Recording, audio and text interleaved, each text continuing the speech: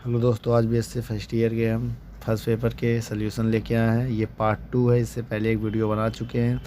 यदि वो आप देखना चाहते हैं तो डिस्क्रिप्शन बॉक्स में जाके उसमें लिंक दे दिया गया है, उस पर जाकर देख लें।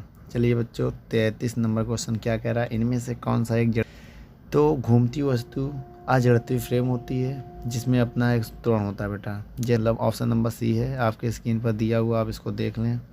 और उसके बाद इनमें से 34 नंबर क्वेश्चन जो है, इनमें से कौन सा एक जड़त्वीय फ्रेम है, एक स्थिर अवस्था में रखी हुई वस्तु। बच्चों ऑप्शन नंबर ए सही है।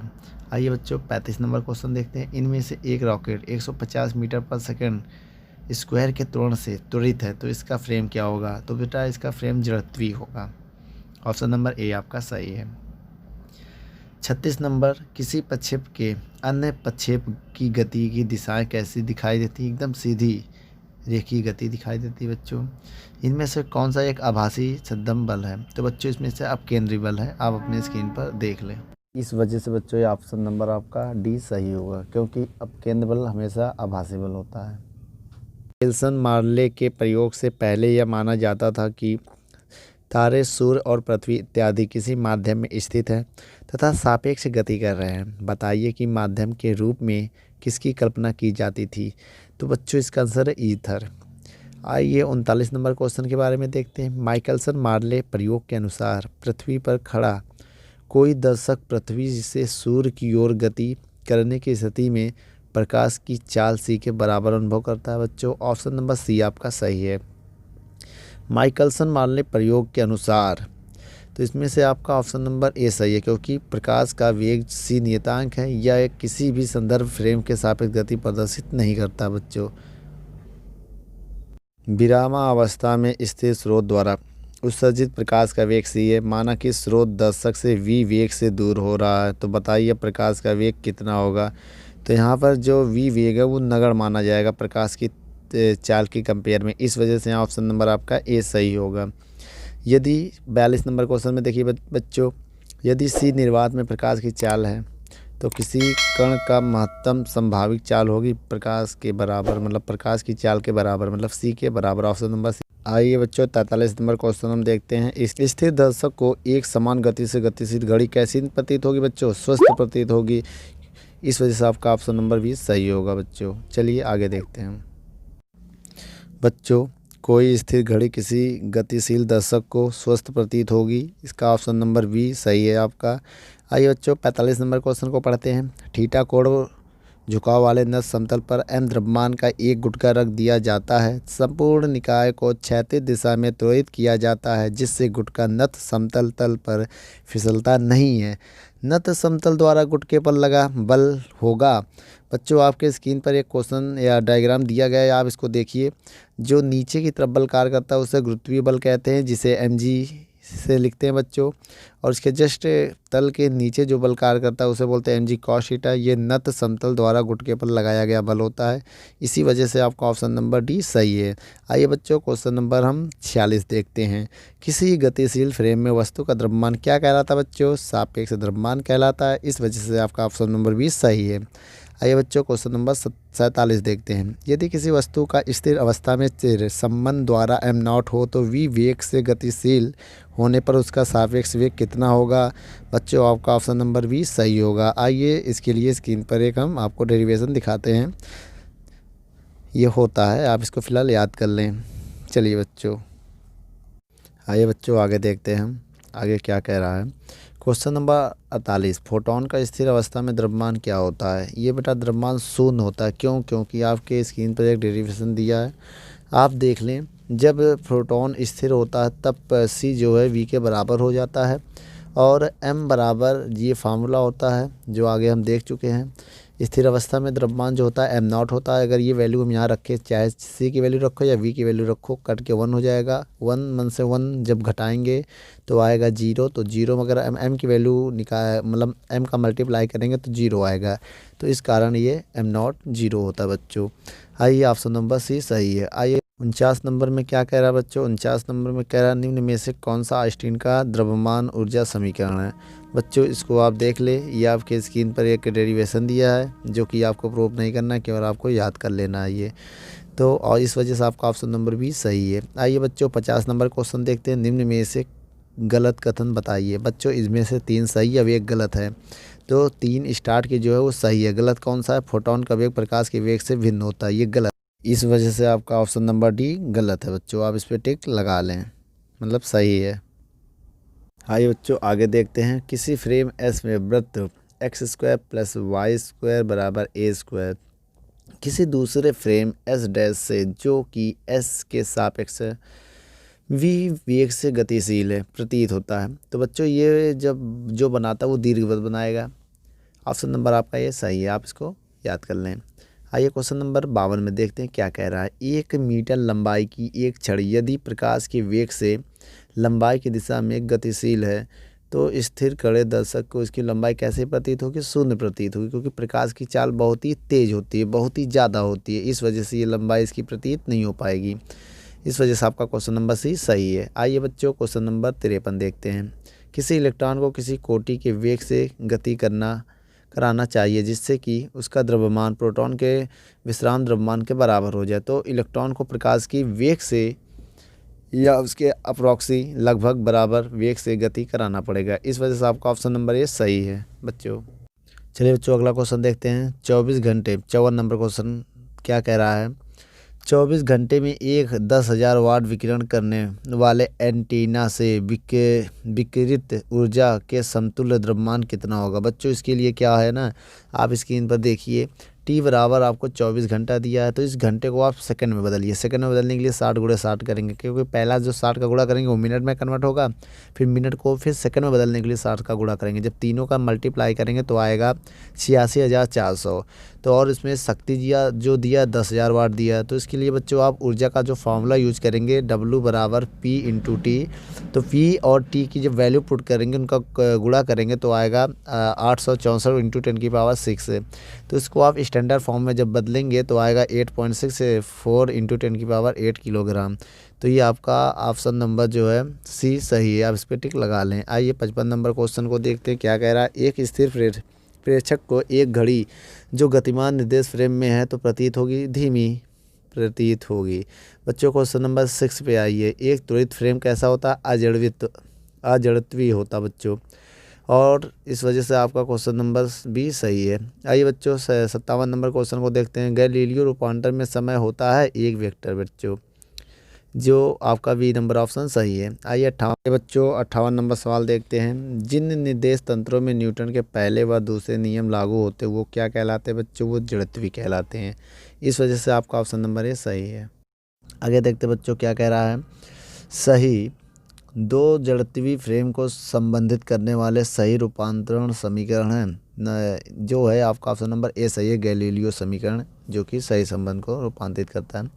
आइए क्वेश्चन नंबर 60 देखते हैं। यदि ए वेक्टर और ए डैश वेक्टर जड़त्वी फ्रेम एस व एस डैश के त्वरित हैं तो गैलीलियो रूपांतरण के अनुसार क्या होगा बेटा? ए डैश वेक्टर बराबर ए वेक्टर के बराबर होगा बच्चों। ये आपका ऑप्शन नंबर ए सही है। तो कल्पित बल क्या होंगे बच्चों? कल्पित बल क्या होता है बच्चों? ये आपकी स्क्रीन पर देखिए। कल्पित बल जो होता है वो माइनस होता है, MA होता है। माइनस का मतलब कल्पित बल होता है। इस वजह से आपका ऑप्शन नंबर ए सही है। हेलो बच्चों, इसके बाद 62 नंबर क्वेश्चन देखिए। इसमें क्या दिया है कि अभिकेंद्र बल है बेटा। अभिकेंद्र बल के लिए आपकी स्क्रीन पर देखिए कुछ अभिकेंद्र बल के फॉर्मूले दिए हैं। जो इनमें से सही आप इसको टिक लगाइए। इनमें से आपका ऑप्शन नंबर ए सही है, क्योंकि F बराबर होता है प्लस m⍵² r वेक्टर। ये ऑप्शन नंबर ए आपका सही है। उसके बाद क्वेश्चन नंबर 63 पे जाइए। अपकेंद्र बल क्या होता है बच्चों? अपकेंद्र बल होता है F बराबर माइनस का m⍵² r, क्योंकि अपकेंद्र जो होता है उसमें माइनस आता है। ये कल्पित बल है, इस वजह से बेटा आपका ऑप्शन नंबर भी सही है। उसके बाद आप बेटा क्वेश्चन नंबर 64 में जाइए। न्यूटन का तृतीय नियम क्या होता है बच्चों? आपको पता है प्रत्येक क्रिया के बराबर विपरीत दिशा में प्रतिक्रिया होती है। इस वजह से आपका बी नंबर ऑप्शन सही है। ये F बराबर माइनस का F डैश है बेटा। माइनस मतलब विपरीत दिशा में लगने वाला बल को बताता है। चलिए बच्चों अगला नंबर सवाल देखते हैं। न्यूटन का द्वितीय नियम है बच्चों F बराबर ma। यह न्यूटन का द्वितीय नियम है। आपका 65 का ए ऑप्शन सही है। गैलीलियम रूपांतरण में छड़ की लंबाई कैसी होती है बच्चों? नियत होती है। आपका ऑप्शन नंबर ए सही है। कोरियोलिस बल होता है। कोरियोलिस बल जो है -2 m⍵ × v r होता है बच्चों। आपका ऑप्शन नंबर ए सही है। 68 नंबर सवाल में क्या कह रहा है, एक समान वृत्तीय गति होती है जब कोई पिंड नियत चाल से घूमती है। बेटा आपका ऑप्शन नंबर ए सही है। 69 में देखिए, एक गतिमान ट्रक के पहिए पर की परिधि पर स्थित कण बिंदु सड़क पर स्थिर प्रेक्षक को दिखेगा, साइक्लॉइड दिखेगा बच्चों। चलिए अगला क्वेश्चन देखते हैं। 70 नंबर क्वेश्चन में क्या कह रहा है बच्चों, एम द्रव्यमान का एक गुटका एक क्षैतिज मेज पर रख दिया गया है। मेज के तल द्वारा गुटके पर लगा बल होगा। आपका ऑप्शन नंबर बी सही है, विद्युत चुम्बकीय। क्वेश्चन नंबर 11 में क्या कह रहा है बच्चों, कोई पिंड वक्रीय गति करता है तब गति के दौरान निम्नलिखित राशियां नियत होती हैं, जैसे चाल और त्वरण। क्वेश्चन नंबर आपका ए सही है ऑप्शन। आइए 72 नंबर क्वेश्चन में देखते हैं। एक चैन एक घर्षण रहित मेज पर रखी गई है जिसकी लंबाई 1/nवां भाग मेज के एक सिरे से लटका है। यदि चैन की प्रारंभिक लंबाई l है और द्रव्यमान m है तब लटके हुए भाग को वापस मेज पर लाने के लिए कितना बल कार्य करना पड़ेगा। इसके लिए बच्चों आपके स्क्रीन पर ये दिया हुआ देखिए आप, F बराबर m/d, ये कार्य का फार्मूला होता है, यही ऊर्जा भी होती है बेटा। ठीक है, इतना कार्य हमें करना पड़ेगा। तो L लंबाई का जो एकांक जो द्रव्यमान है वो स्मॉल m मान लिया हमने, तो L/n लंबाई का जो द्रव्यमान होगा वो m/n होगा बेटा, n से भाग दे दिया। तो F बराबर फार्मूला जो होगा m ही होता, तो m a का काम जो कर रहा है द्रव्यमान का काम वो m/n हो जाएगा। तो ये आपका F बराबर m/ng हो गया। इसके लिए आपके जो मेज बना हुआ उसमें देखिए एक चैन लटका हुआ है, तो चैन में जो गुरुत्वीय केंद्र है वो आपको दिया हुआ और लटके हुए भाग की लंबाई आपको दिया है L × 1/n। तो ये जो चैन का केंद्र है उसकी आधी जो ऊपर की आधी जो दूरी है उसे 1/2 से लिख सकते हैं, आधी दूरी। तो बेटा इसमें हम क्या करेंगे, तो गुरुत्वीय केंद्र की मेज से दूरी देखो क्या है, इसमें 1/2 × कैपिटल L/n। तो इसका जो विस्थापन होगा वो क्या होगा, L/2n होगा। तो समीकरण 1 में आप ये F और D का वैल्यू पुट कर दो। तो F की वैल्यू क्या है बेटा, m/ng। और समीकरण 1 से जब 1 में पुट करेंगे किसकी वैल्यू, विस्थापन की, तो क्या है L/2n है। ये दोनों वैल्यू पुट करके इसको कैलकुलेशन करेंगे तो आपका आएगा mgL/2n²। इस वजह से आपका ऑप्शन नंबर बी सही है। आइए बच्चों 73 नंबर सवाल में देखते हैं। किसी पिंड का द्रव्यमान केंद्र सदैव पिंड के अंदर और बाहर दोनों जगह हो सकता है, इस वजह से आपका ऑप्शन नंबर सी सही है। ऑप्शन नंबर सी सही है बच्चों। आपका अगला सवाल 74 नंबर, एक लकड़ी का गुटका घर्षण रहित मेज पर रखा है। एक गोली उस गुटके से टकराकर उसमें घुस जाती है। निम्न में से कौन सी भौतिक राशि परिवर्तन नहीं होगी बच्चों, वो रेखीय संवेग। आपका ऑप्शन नंबर डी सही है। इसके लिए आप 75 नंबर सवाल में देखिए, सज्जम बल क्या होता है बेटा, मतलब आभासी बल बेटा, निर्देश फ्रेम में त्वरण के कारण होता है। आपका ऑप्शन नंबर ए सही है, आप इसको टिक लगा लें। चलिए बच्चों अगला नंबर सवाल देखते हैं। अगला नंबर सवाल क्या कह रहा है बच्चों, गैलीलियो का नियम होता है न्यूटन का प्रथम नियम। आपका ऑप्शन नंबर ए सही है। आइए 77 नंबर सवाल में देखते हैं। जड़त्व का नियम होता है जी प्रथम, ए नंबर ऑप्शन आपका सही है। न्यूटन का प्रथम नियम को ही तो जड़त्व का नियम कहते हैं।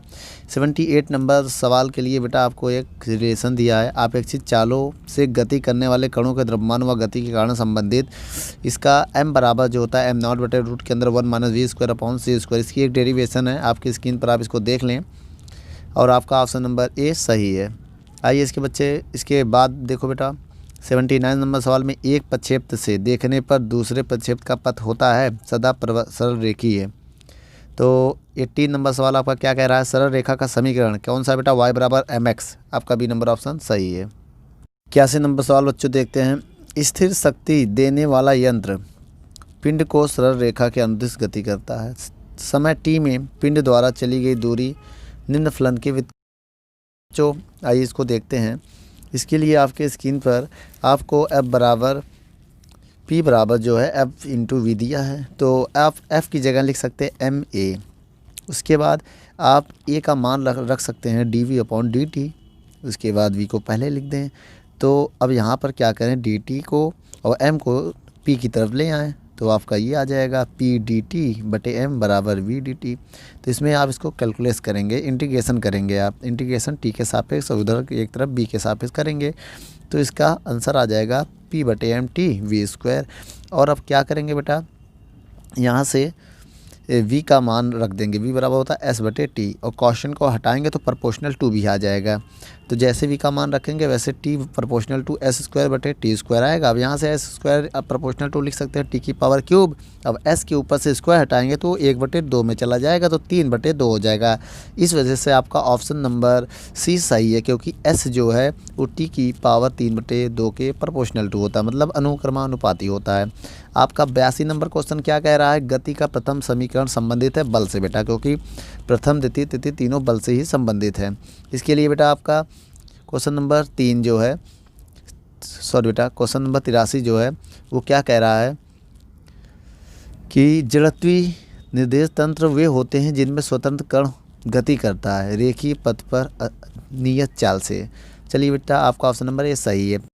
अगला नंबर क्वेश्चन क्या कह रहा है बच्चों, चलती हुई रेलगाड़ी से ऊर्ध्वाधर फेंकी गई गेंद का पथ बाहर खड़े प्रेक्षक को दिखाई देगा परवलयाकार। बच्चों आपका ऑप्शन नंबर ये सही है। आइए अगले क्वेश्चन की ओर हम बढ़ते हैं। आइए बच्चों अगला नंबर सवाल 85 नंबर क्या कह रहा है, निम्न में से कौन सा आभासी बल है। उपकेंद्र बल और कोरियोसिस बल दोनों बेटा आभासी बल होते हैं। आपका ऑप्शन नंबर सी सही है। 86 नंबर सवाल में क्या कह रहा है, पृथ्वी के घूमने की दिशा पश्चिम से पूर्व होती है। बच्चा आपका ऑप्शन नंबर ए सही है। 27 नंबर सवाल में क्या कह रहा है, रिक्त आकाश में किसकी चाल सभी जड़त्वीय निर्देश फ्रेमों के समान होती थी। भैया प्रकाश की चाल होती है। आपका 88 नंबर सवाल क्या कह रहा है, गति के दौरान v² बराबर u² + 2s में त्वरण का मान होता है, परिमाण व दिशा में नियत रहता है। बच्चों आपका ऑप्शन नंबर डी सही है। चलिए बच्चों अगला नंबर सवाल देखते हैं। चलिए बच्चों अगला नंबर सवाल क्या कह रहा है, द्वितीय त्वरण को किससे निरूपित किया जाता है। बच्चों स्मॉल g से। आपका ऑप्शन नंबर ए सही है। 90 नंबर सवाल में क्या कह रहा है, फोको का पेंडुलम प्रदर्शित होता है पृथ्वी अजड़त्वीय फ्रेम है, यही प्रदर्शित होता है। बच्चों आपका ऑप्शन नंबर ए सही है।